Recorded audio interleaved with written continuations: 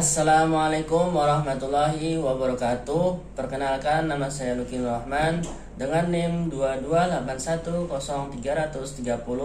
Saya dari jurusan Tadris Bahasa Inggris kelas TBI 1A akan mereview materi studi Al-Quran mulai dari kelompok 1 sampai dengan kelompok 12. Untuk mempersingkat waktu, langsung saja kita menuju materi yang pertama, yaitu tentang pengertian Al-Quran dan perbedaannya dengan wahyu yang lain. Pengertian Al-Quran. Al-Quran menurut bahasa adalah yang berarti bacaan, sedangkan menurut istilah adalah kalam atau firman Allah Subhanahu wa taala yang diturunkan kepada Nabi Muhammad SAW secara berangsur-angsur melalui malaikat Jibril sebagai petunjuk dan pedoman hidup manusia, serta yang membacanya bernilai suatu ibadah. Selain itu, Al-Quran juga menjadi mukjizat bagi Nabi Muhammad SAW. Mengapa demikian? Karena pada saat sebelum Allah menciptakan Nabi Adam dan Siti Hawa dan seluruh alam semesta ini, Allah sudah lebih dulu menciptakan Nur Muhammad sebagai induk dari segala kehidupan. Saat Nabi lahir dan diutus menjadi Rasul Allah Subhanahu wa taala pada usia 40 tahun, beliau menjadi khataman nabiyyin, yaitu sebutan untuk Nabi Muhammad SAW yang berarti penutup para nabi. Tugasnya adalah menyampaikan wahyu berupa Al-Quran dan menyempurnakan ajaran Islam dari nabi-nabi terdahulu.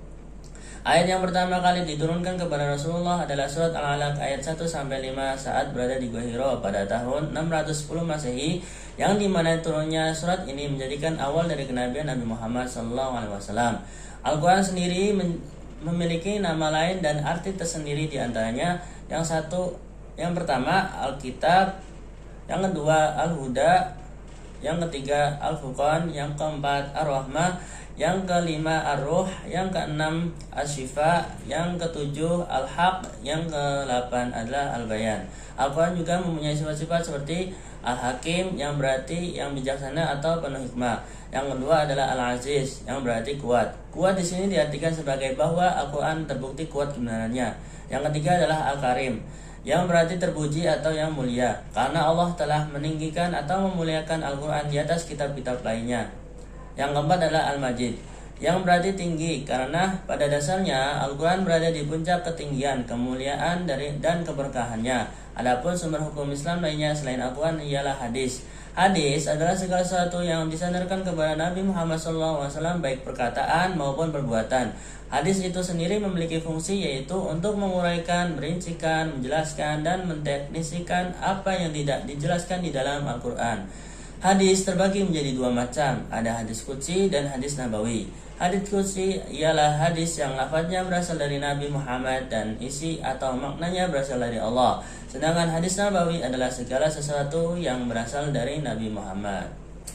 Oke, kita lanjut ke materi yang kedua, yaitu tentang sejarah kodifikasi dan penulisan Al-Quran. Istilah pengumpulan Al-Quran setidaknya memiliki dua makna, yaitu kata pengumpulan dalam arti penghafalannya dilakukan dalam lubuk hati. Para penghafal Al-Quran disebut dengan hufaz Al-Quran. Penghimpunan Al-Quran dilakukan dengan dua cara. Yang pertama yaitu metode al-jam'u fis sudur, yaitu hafalan di luar kepala yang dimana Allah Subhanahu wa taala telah menyemayamkan dalam hati Rasulullah SAW berupa ayat-ayat Al-Quran terlebih dahulu, kemudian Rasulullah sampaikan kepada para sahabatnya tentang wahyu-wahyu tersebut dan mereka menghafalkannya tanpa diperintah. Metode penghimpunan Al-Quran yang kedua yaitu al-jam'u fis sutur, yaitu tiap kali wahyu turun Rasulullah SAW selalu membacakannya kepada para sahabatnya dan meminta mereka untuk menuliskannya, dan melarang para sahabatnya untuk menulis hadis-hadis Nabi karena takut akan tercampur dengan Al-Quran. Sebelum Al-Quran yang kita genggam berwujud seperti sekarang ini, Al-Quran telah melewati proses yang cukup panjang. Al-Quran berkembang dari masa ke masa, yang pada awalnya berupa lembaran terpisah pada masa Rasulullah SAW. Kemudian pengumpulan ayat-ayat Al-Quran menjadi sebuah mushaf pada masa Khalifah Abu Bakar As-Siddiq, hingga kodifikasi dan penggandaan Al-Quran di masa Khalifah Utsman bin Affan. Rasum Utsmani digunakan dalam penulisan mushaf Al-Quran di masa Khalifah Utsman bin Affan. Penggunaannya memudahkan umat Islam untuk bisa membaca dan memaknai Al-Quran. dan jelas merupakan langkah tepat untuk mencegah pertikaian di antara umat Islam. Pada mulanya, Mushaf Al-Quran ditulis dengan khat tulisan kufi yang kaku tanpa titik dan tanpa harokat, sehingga huruf-huruf sejenis sulit untuk dibedakan, misalnya huruf ba, huruf ta, dan huruf ta. Pengertian Rasm Usmani. Rasm Usmani adalah cara penulisan kalimat-kalimat Al-Quran yang telah disepakati dan disetujui oleh sahabat Utsman bin Affan pada waktu penulisan Mushaf Al-Quran. Pada perkembangan Rasm Usmani, terdapat dua generasi yang melindungi umat dari kekeliruan, diantaranya yaitu pertama, Ubaidillah bin Ziyad yang diriwayatkan bahwa ia memberi perintah kepada seorang yang berasal dari Persia untuk menambahkan huruf alif tanda bunyi panjang atau mad. Yang kedua adalah Al-Hajjaj bin Yusuf Ats-Tsaqafi yang diberitakan pula bahwa ia berupaya memperbaiki penulisan Al-Quran pada 11 tempat. Pada masa Ali bin Abi Thalib, para ulama sepakat bahwa Ali bin Abi Thalib merupakan pencetus pertama pembuatan hukum tajwid atau yang biasa disebut ilmu nahwu. Materi yang ketiga yaitu tentang studi Al-Quran dan perkembangannya. Studi Al-Quran merupakan sekumpulan ilmu yang membahas mengenai Al-Quran, baik apa yang ada di dalam Al-Quran itu sendiri maupun yang ada di sekitarnya. Studi Al-Quran juga bisa didefinisikan sebagai suatu metode atau program pembelajaran Al-Quran yang dimana di dalamnya bertujuan untuk memahami Al-Quran, baik berupa maknanya maupun isi kandungannya. Masalah yang muncul pada zaman Nabi sangatlah mudah untuk diselesaikan dengan cara cukup menaikkan langsung kepada beliau mengenai permasalahan tersebut. Al-Quran diturunkan oleh Allah kepada Nabi Muhammad SAW kepada manusia dengan bertujuan sebagai petunjuk untuk mencapai keselamatan dunia dan akhirat. Studi Al-Quran memiliki istilah lain yaitu ulum Al-Quran. Kata ulum sendiri jamak dari kata ilm yang artinya al-fahmu wal idrak, paham dan menguasai. Dengan kata lain, paham sekaligus menguasai ilmu-ilmu yang terkait dengan Al-Quran. Proses terkumpulnya ulum Al-Quran menjadi satu kumpulan tidak muncul sekaligus menjadi satu kumpulan yang sempurna. Akan tetapi melalui proses yang cukup lama dan tidak seperti yang kita kenal sekarang yang sudah terbentuk dalam satu kumpulan yang sempurna. Proses perkembangan itu disebabkan dengan adanya sikap para ulama yang memiliki pola pikir yang berbeda-beda dalam menggali Al-Quran. Di antaranya ada yang membahas tentang rasm atau penulisan, asbab al-nuzul atau sebab-sebab turun, ijaz atau kemujizatannya, dan balaghah atau gaya sastra. Mereka semua memiliki pola pikir yang berbeda-beda dalam menyikapi permasalahan terkait Al-Quran. Perbedaan antara ulum Al-Quran dengan studi Al-Quran adalah jikalau ulum Al-Quran itu merupakan ilmu yang lebih mengarah kepada cara-cara penafsirannya, sedangkan studi Al-Quran merupakan analisis daripada segi Quran sebagai realitas dan tidak hanya sekedar teks ilahi saja. Tujuan studi Al-Quran yaitu untuk mengetahui arti penjelasan setiap ayat dan memahami keterangan maknanya, untuk mengutarakan hukum-hukumnya sehingga mampu melaksanakan tuntunan Al-Quran untuk meraih kebahagiaan dunia dan akhirat. Kemudian seseorang tidak boleh menafsirkan Al-Quran dengan sahih tanpa mendalami ilmu ulum Al-Quran dan studi Al-Quran. Pada masa Rasulullah SAW, Rasulullah telah menerapkan studi Al-Quran agar sebaiknya Al-Quran itu dihafal dan diwajibkan membacakannya dalam sholat. Selain itu, Rasulullah SAW menyuruh beberapa sahabatnya untuk membantu dalam proses penulisan Al-Quran. Di antaranya sahabatnya yaitu Abu Bakar As-Siddiq, Umar bin Khattab, Utsman bin Affan, Ali bin Abi Thalib, Zaid bin Thabit, dan Ubay bin Ka'ab. Mereka pun langsung menuliskan Al-Quran dengan menggunakan tempat yang ala kadarnya, seperti pelepah kurma, batu halus berwarna putih, kulit, tulang unta, dan sejenis lainnya. Selain studi Al-Quran sudah diterapkan pada masa Rasulullah SAW, studi Al-Quran juga sudah diterapkan secara turun-temurun oleh para sahabat beliau, yakni golongan Khulafaur Rasyidin.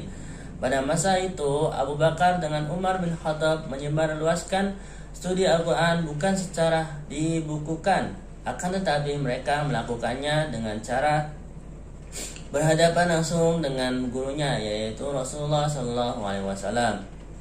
Sedangkan di era Utsman bin Affan, saat beliau sedang menyebarluaskan ajaran Islam, terdapat banyak wilayah yang berisikan antara masyarakat Arab dan non-Arab, sehingga mengakibatkan munculnya perbedaan pembacaan bunyi Al-Quran, sehingga terbentuklah tim penulisan ayat-ayat Al-Quran secara resmi yang diberi nama Mushaf Utsmani. Berbeda dari yang lain, pada masa Ali bin Abi Thalib, kericuhan dalam persoalan dalam berbahasa Arab semakin parah. Kemudian Ali bin Abi Thalib langsung memutuskan untuk mencari cara bagaimana agar dapat mencegah persoalan tersebut dengan cara memerintahkan salah satu sahabatnya yang bernama Abu Al-Aswad Ad-Du'ali untuk membuat kaidah bahasa Arab, dan kemudian para ahli pun menyebut bahwasannya pencetus pertama kali ilmu nahwu yaitu Ali bin Abi Thalib. Sehingga dari penjelasan yang sudah saya jelaskan tadi dapat disimpulkan bahwa para sahabat dan para tabi'in dalam menyebarkan ajaran ilmu studi Al-Quran itu dengan cara turun-temurun. Hal itu juga dapat dikatakan sebagai proses permulaan penulisan atau kodifikasi Al-Quran. Materi yang keempat yaitu tentang nuzul Al-Quran dan asbab an-nuzul. Ilmu nuzul Al-Quran ialah ilmu yang membahas seputar penurunan Al-Quran. Sebab kata nuzul sendiri yang berarti turun. Al-Quran ialah kitab Allah yang diturunkan kepada Nabi Muhammad SAW melalui malaikat Jibril secara berangsur-angsur, yang ditujukan kepada umat manusia agar menjadi pedoman hidup, serta barang siapa yang menerapkannya atau mengamalkannya maka baginya bernilai pahala. Sebelum Al-Quran diturunkan kepada Nabi Muhammad melalui perantara malaikat Jibril, Al-Quran sudah ditempatkan di tempat yang sangat terjaga kesuciannya, yaitu Lauhul Mahfuz, yakni tempat di mana tidak ada seseorang pun yang tahu bagaimana proses dan diturunkannya Al-Quran, terkecuali hanya Allah yang dapat mengetahuinya.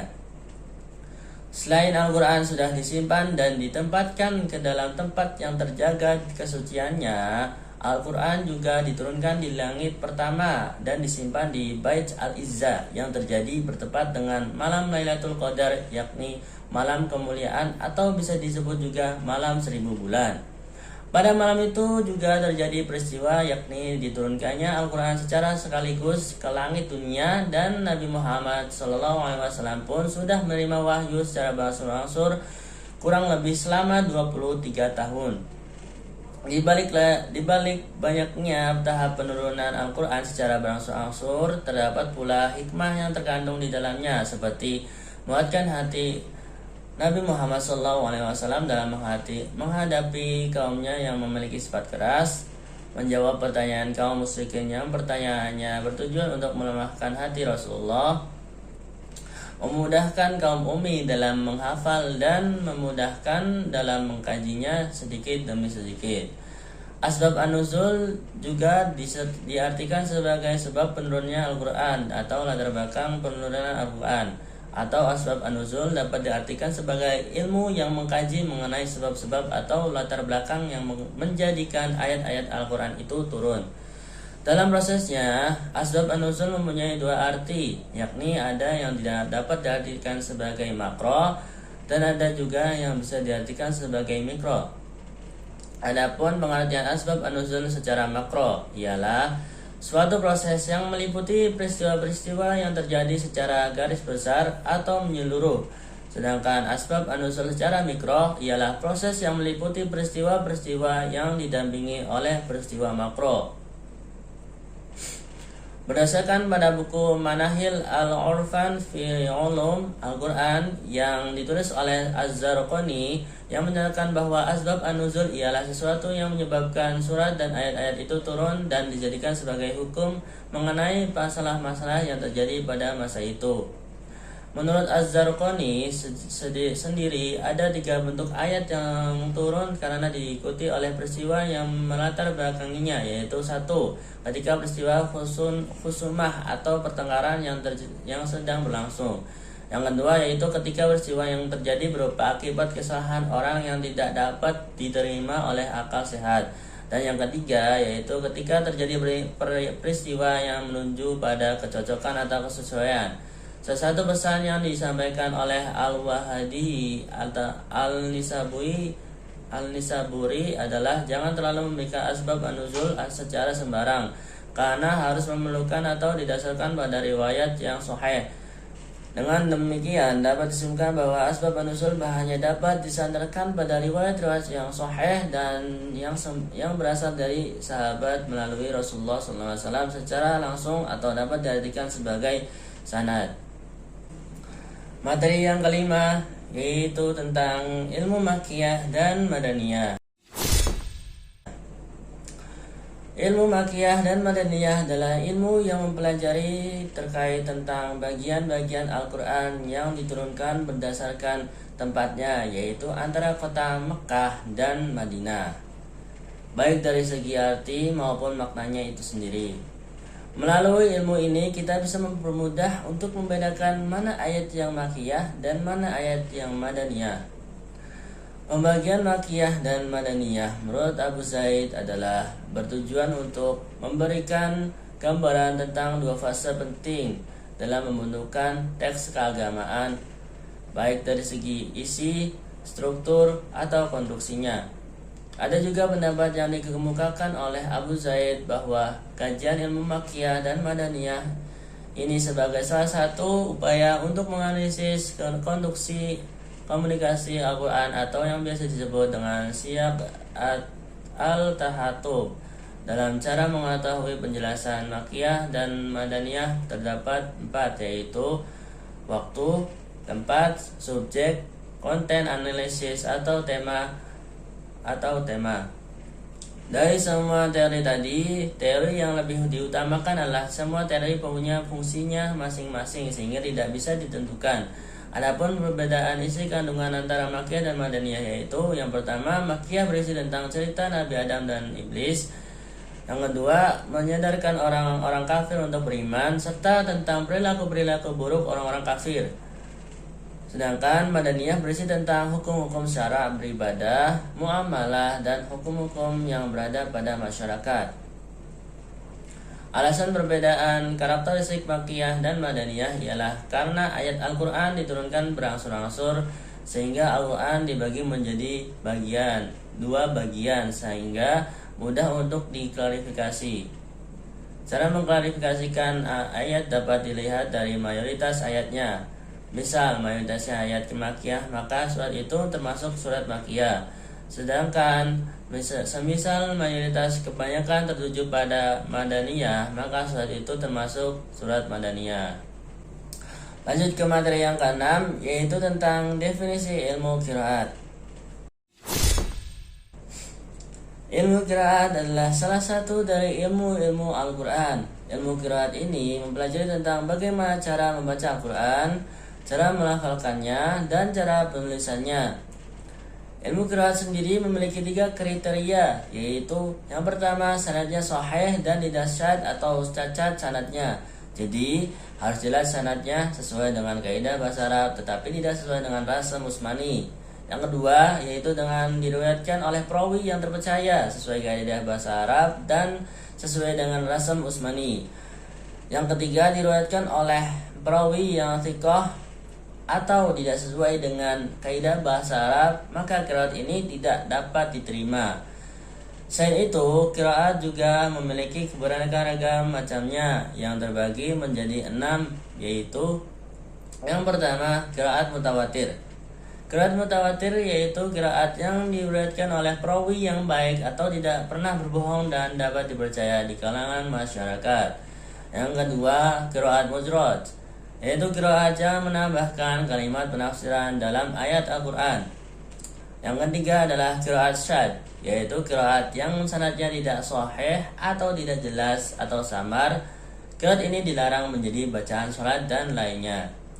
Yang keempat adalah qiraat maudhu, yaitu qiraat yang tidak ada asalnya, jadi qiraat ini tidak ada dasarnya.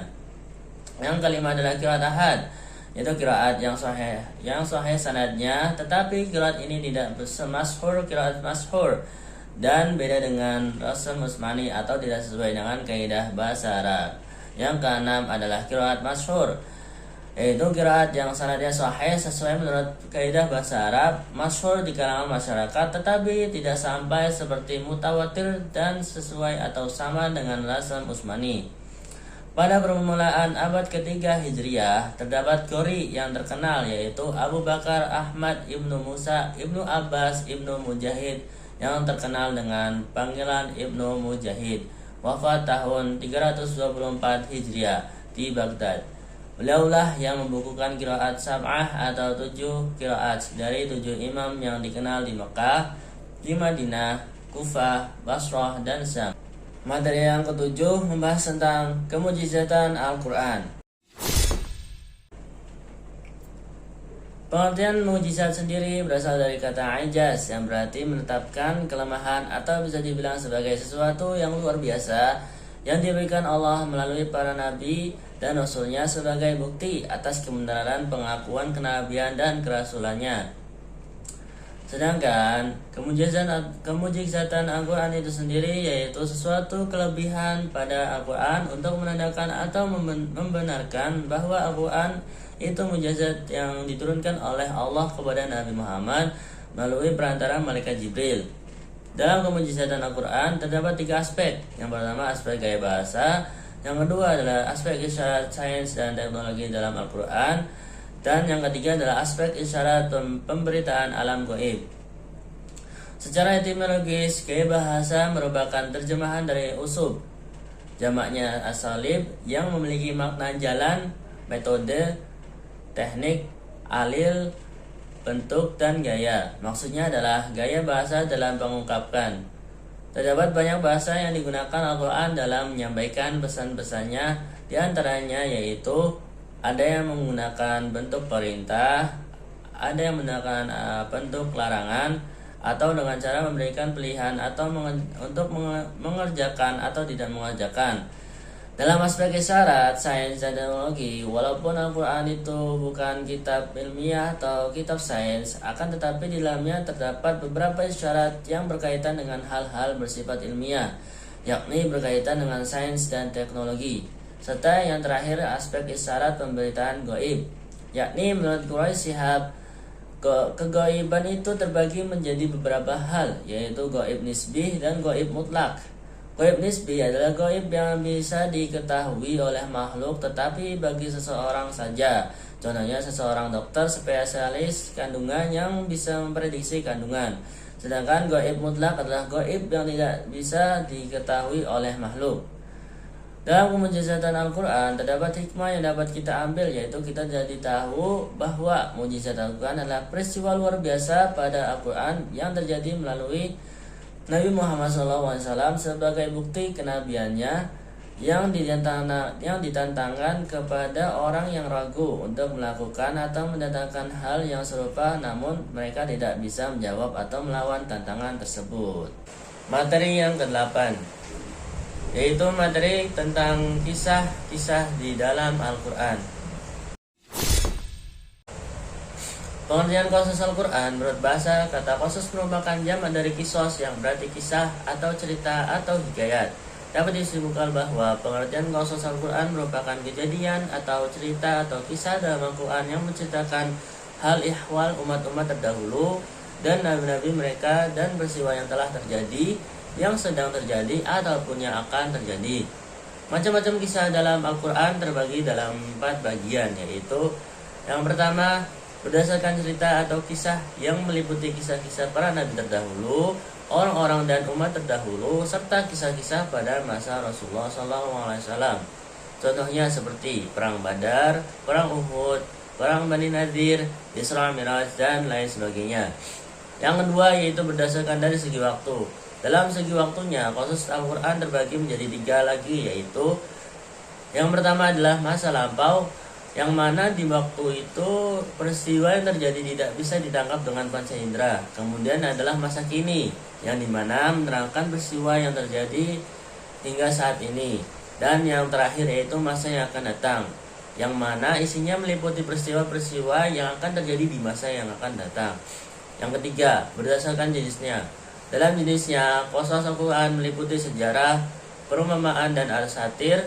Dan yang keempat yaitu berdasarkan durasinya. Qasas Al-Quran mempunyai durasi yang meliputi ada yang durasinya panjang, ada yang pendek, dan ada juga yang durasinya qisasnya kurang dari 10 ayat. Dalam Al-Quran terdapat kisah yang diungkapkan sekali, yaitu seperti kisah Luqman Al-Hakim, kisah Ashabul Kahfi, dan masih ada beberapa lagi. Dalam Al-Quran juga terdapat kisah yang diulang-ulang sesuai kebutuhan dan kemaslahatan.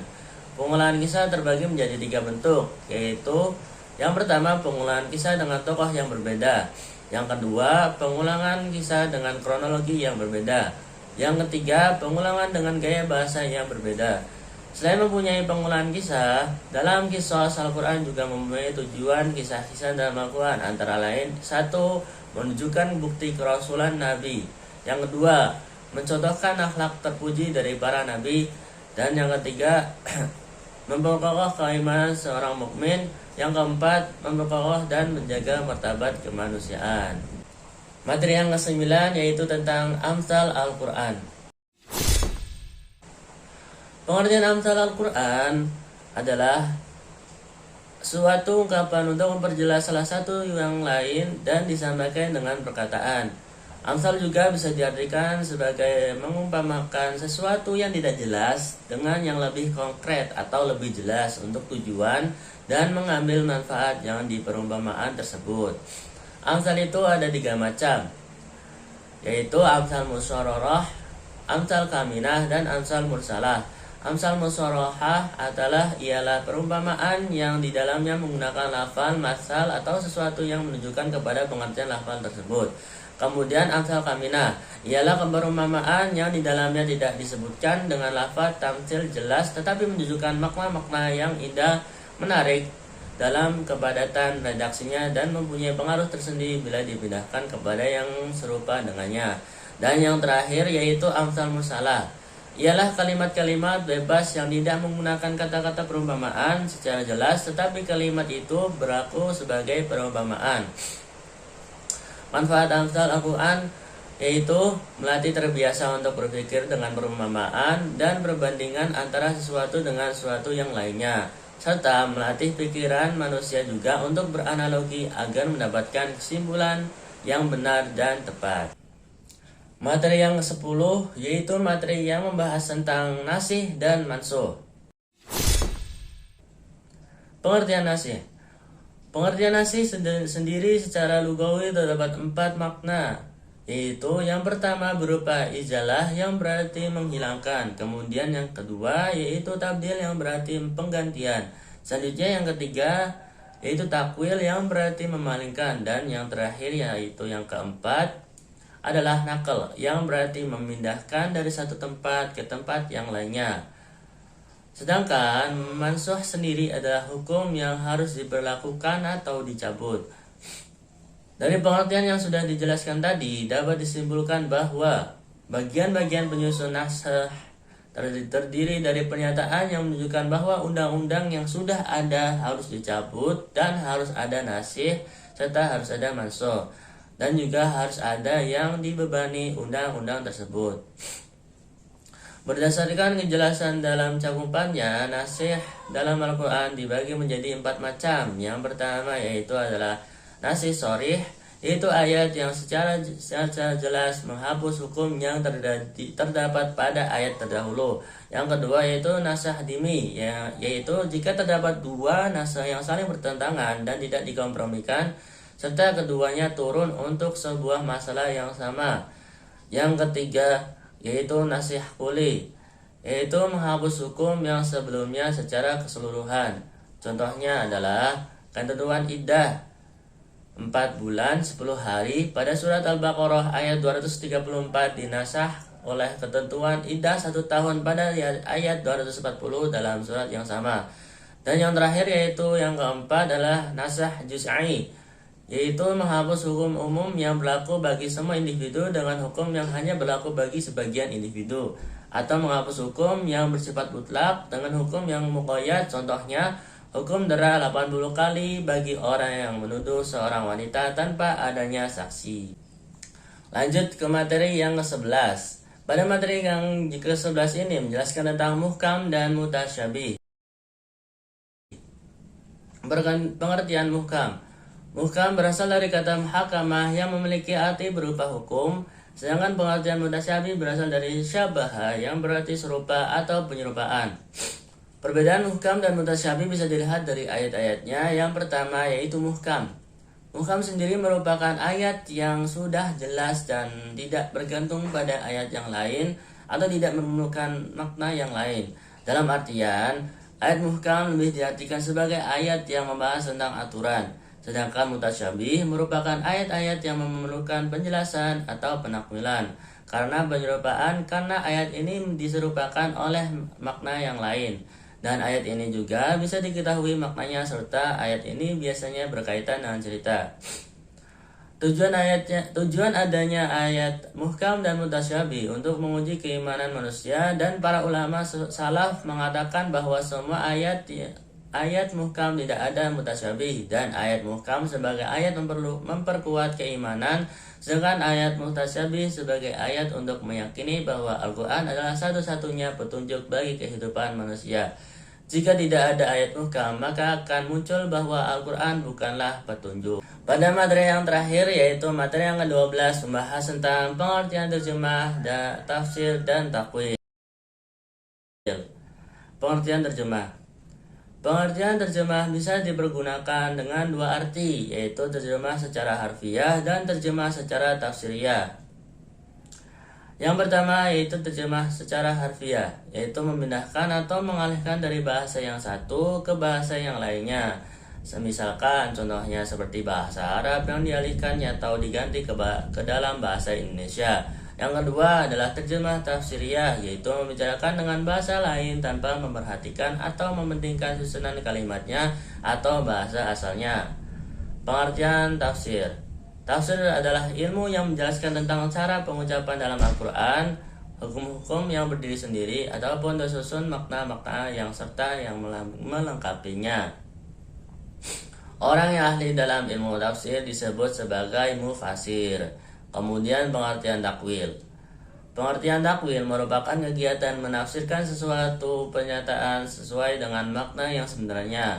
Istilah takwil biasa digunakan dalam kajian Al-Quran untuk menetapkan suatu makna yang ada pada kalimat-kalimat yang berbeda dengan makna lahiriahnya. Adapun metode dan corak dalam penafsiran, di antaranya yang pertama yaitu metode tahlili. Metode ini bertujuan untuk pemahaman akan kemujizatan pada Al-Quran dan sesuatu yang bukan menjadi kebutuhan yang mendesak. Yang kedua yakni metode ijamli atau metode secara global. Selanjutnya yaitu ketiga yaitu metode muqarin, yaitu penafsiran yang berdasarkan tema atau pengelompokan untuk mengumpulkan ayat-ayat yang berkaitan dengan tema tersebut. Dan yang terakhir yang keempat yaitu metode maudhu atau tematik. Corak penafsiran itu sendiri meliputi sastra bahasa, filsafat teknologi, penafsiran ilmiah, fikih, tasawuf, dan sastra budaya kemasyarakatan. Syarat untuk menjadi mufasir harus memiliki akhlak yang benar atau baik, bersih dari hawa nafsu, menafsirkan terlebih dahulu ayat mana yang akan ditafsir, serta harus mencari penafsiran dari sunnah. Sebab sunnah berfungsi sebagai pensyarah Al-Quran dan penjelasannya. Baik, mungkin hanya itu saja yang dapat saya jelaskan. Semoga bermanfaat. Kurang dan lebihnya mohon maaf. Wabillahi taufik wal hidayah. Wassalamualaikum warahmatullahi wabarakatuh.